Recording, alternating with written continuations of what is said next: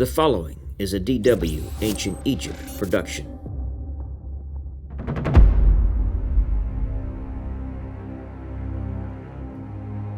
Higher mathematics were not needed to build the pyramid.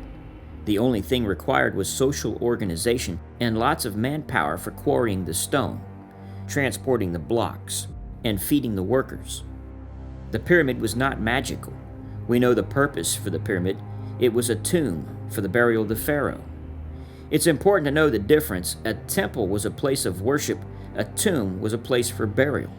The pyramids were tombs. Another point that needs to be made, the pyramid shape was not magical. Although the ancient Egyptians believed in magic, the pyramid was not a form the Egyptians considered as magical. The renowned Egyptologist Bob Breyer clarifies, the pyramid shape was an architectural development. It developed. It evolved. Magical conspiracies would have been silly even to the ancient Egyptians. The pyramids were not built by slaves. The old movies with the slaves and the Egyptian soldier with the whip striking the worker as he pulled the stone is not accurate. First, it would have been very difficult to control thousands of slaves. Secondly, there was never a large number of slaves in Egypt that were used for work projects, especially the number required to build the pyramids. So who built the pyramids?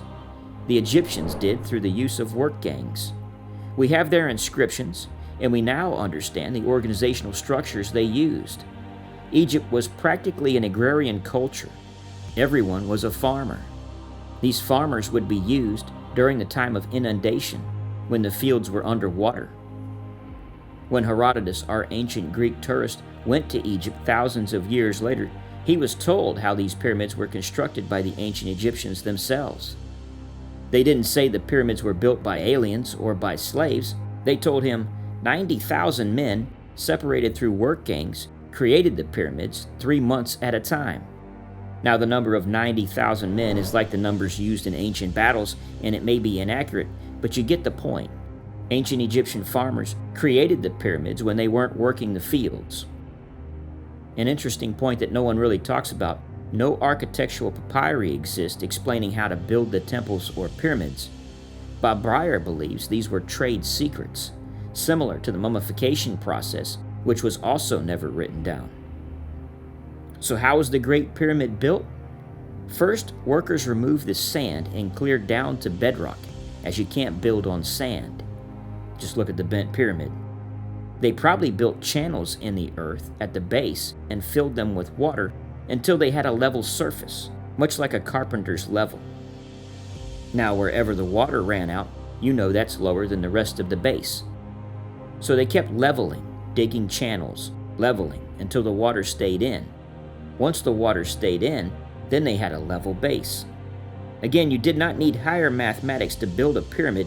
You needed craftsmanship and precision, and the Great Pyramid demonstrates both of these. Surveys show the Great Pyramid at 13.5 acres.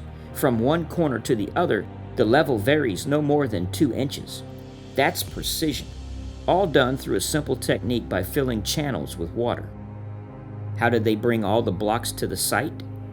They didn't have to. The quarries were right around the pyramids. You can still see these quarries today.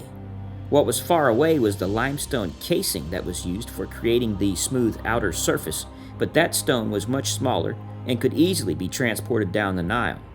But how the stones were positioned at the top of the pyramid, by ramp or winding road, is a debated subject.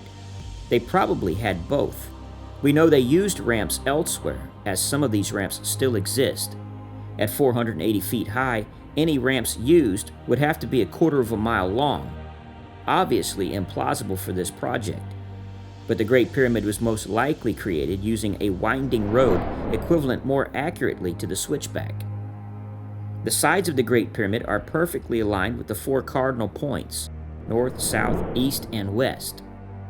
They could do this by careful observation of the stars, primarily through following the North Star. An example of this is demonstrated by Ramses II when he creates his temple at Abu Simbel. Here, he is able to use perfect alignment to illuminate specific statues within the temple depending on the time of year. In the end, careful management, not higher mathematics, was all that was needed for construction, which was completed within 22 years of Khufu's reign.